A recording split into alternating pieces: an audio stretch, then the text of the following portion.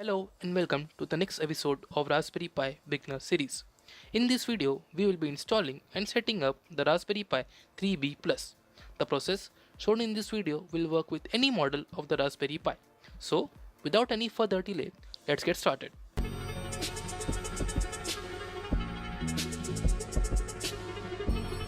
The components required for this video are a Raspberry Pi 3B Plus, well you can use any other model as well. You will also need a 16GB class 10 micro SD card. You can use any other card as well, but a 16GB is recommended.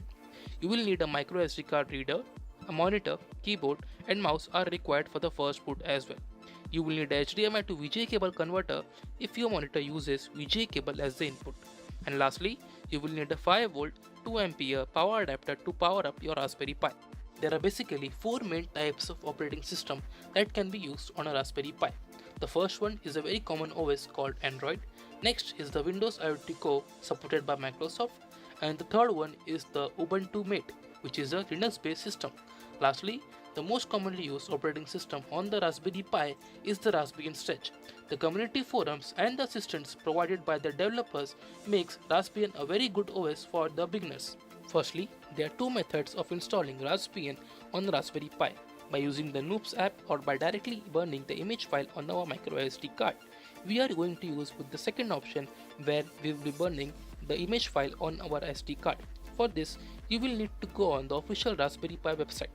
All the required links for this setup will be mentioned in the description below. Here you will see three different versions of the Raspbian Stretch. The first one is a full-fledged with all the recommended software pre-installed in the OS. Its size is about 4.93 GB. The second one is again Raspbian with desktop. This variant doesn't include all the softwares and programs, but you can always install them as per your requirement afterwards. And lastly, the third one is the Raspbian Stretch Lite. It is a very basic Linux OS with only a command line interface. Unlike the desktop version, there is no GUI of any kind, and it does not include any productivity software like the desktop one. For this video, we will be using the full-fledged operating system as it is very easy to use for the beginners. So download the setup file. As you can see, I have already downloaded it. Next, you will need a couple of softwares more. We will need a couple of more software to complete our installation process. The first application which we require is the SD card memory formatter app. This application is very helpful for formatting our micro SD card properly. The link to this website will be given in the description below. Finally, scrolling down to the bottom, you can see the two options for your operating system, Windows and Mac. For me, it is Windows, so I will be selecting Windows.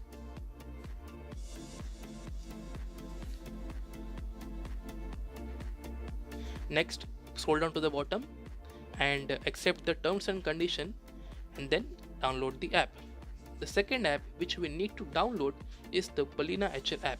This application is quite helpful for flashing the OS on our micro SD card. Download this application as well.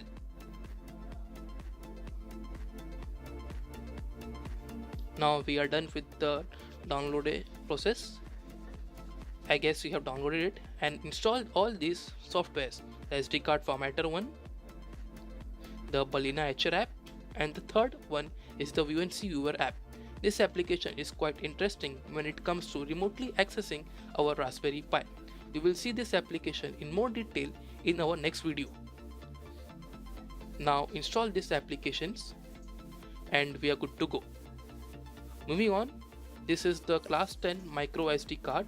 It is a SanDisk one, an Ultra card. Here we will insert this micro SD card into the SD card reader. Insert it properly and then connect the micro SD card reader to your PC. After connection, open up the SD card formatter app which we have downloaded earlier. As you can see, the selected SD card is F drive. For me, it will automatically detect the SD card which you have inserted. If not, then click on the refresh button. The size of my card is 14.84 GB. Now click on the format button and give it a couple of seconds to format the process. We are done with the format. Next up, open up the Palina Etcher app. Select the image file which we have downloaded earlier, that is the Raspbian OS file. Its size is about 4.93 GB. So yeah, select it. The next step is to select the drive on which we have to flash our OS. It will automatically detect the micro SD card. Here you can see the size is showing 15.93 GB, and then click on the flash button. Here the process will take quite a few minutes depending upon the speed of your micro SD card reader. The process will start about 20 minutes or so it will take. So sit back for a while and we are going to fast forward the video for your time saving process.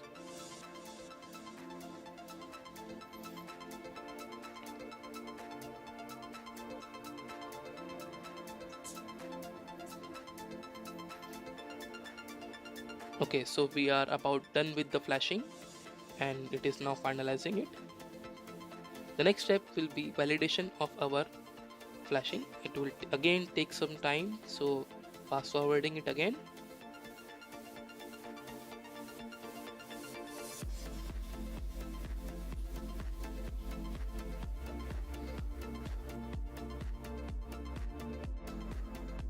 We are about done with the validation process as well. It is now finishing it. If this pop-up shows up, don't worry.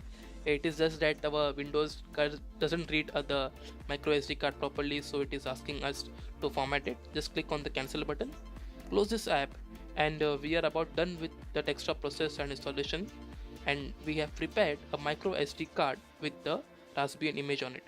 So let's move on. This is the Raspberry Pi 3B Plus. You can use any other model as well. This is the micro SD card which has the OS. Insert it quite properly. As you can see, the port is quite delicate here.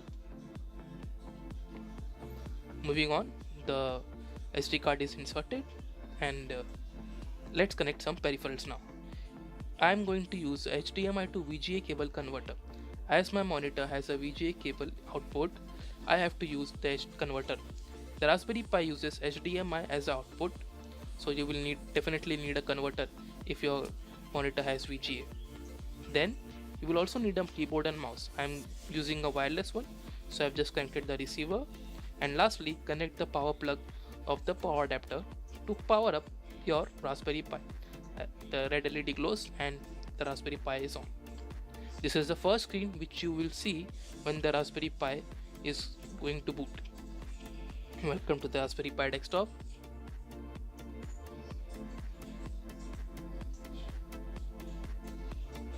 Okay, so the next thing which we will going to do is the setup process.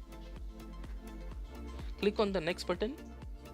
Here select the country which you stay in. For me it is India, so let's scroll down and scroll up. Yeah, so this is India. I am selecting it.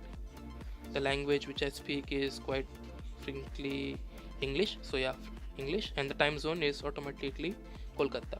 I suggest taking up the US keyboard if you are familiar with the Indian layout, as some of the keyboard in this OS are not familiar with the Indian one. It is setting up the location. Give it some time.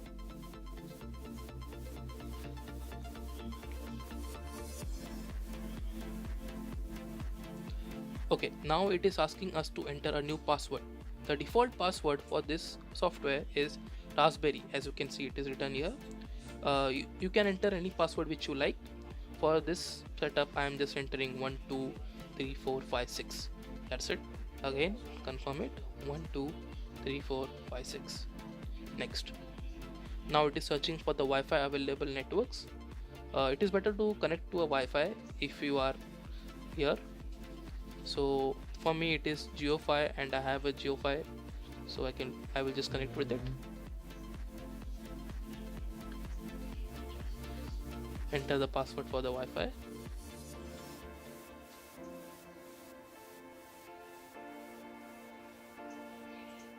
Okay, now it shows us to update the software.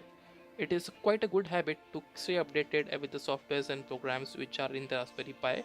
For this installation process, I am going to just skip this, and the setup is complete and it will ask to reboot it. So just click on the reboot button.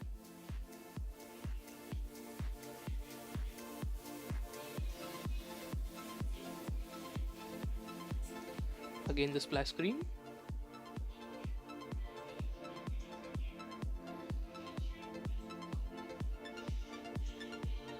It is quite fascinating to see that such a compact system like Raspberry Pi reboots so quickly, unlike a traditional Windows system. Here, now let us see some quick icons. This is the Bluetooth and Wi-Fi icons here.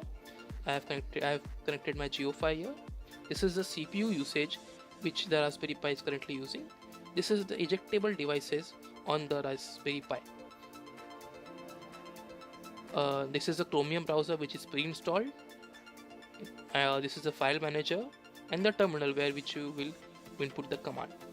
Now moving on, go to the preferences and select Raspberry Pi configuration. Here you can see you have the option to change the password, the host name. You can also change the resolution of the desktop. I prefer keeping it on the default one. You can change if you like. Moving on to the interfaces. Here you can see the camera, SSH, VNC, SPI, various other interfaces are there. For this series we are going to use three main, one camera, SSH and VNC. So just enable them, click on OK. It will again ask to reboot, so yes, reboot it again.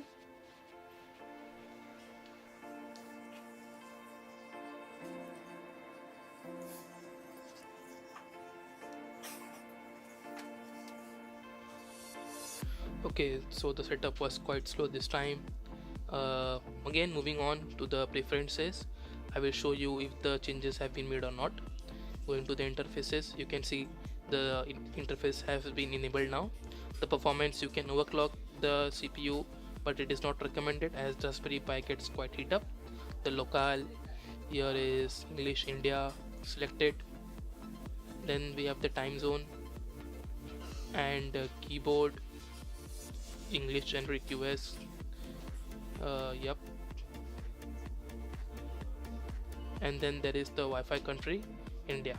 Then, so this was a basic setup. I can say, there are programming softwares which are pre-installed. Education one, the LibreOffice is quite necessary and very helpful and handy at some time. Then there is internet, Chromium browser, VNC viewer, which we will be talking in the next video. The graphics, and there are a few games like Minecraft and Python games as well. These are the few list of the games in Python which are available on the Raspberry Pi.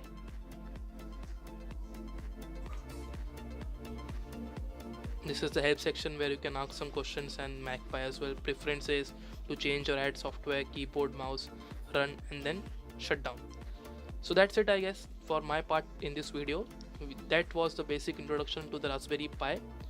Shutting down our Raspberry Pi is one important thing which you need to remember. So that's it for now.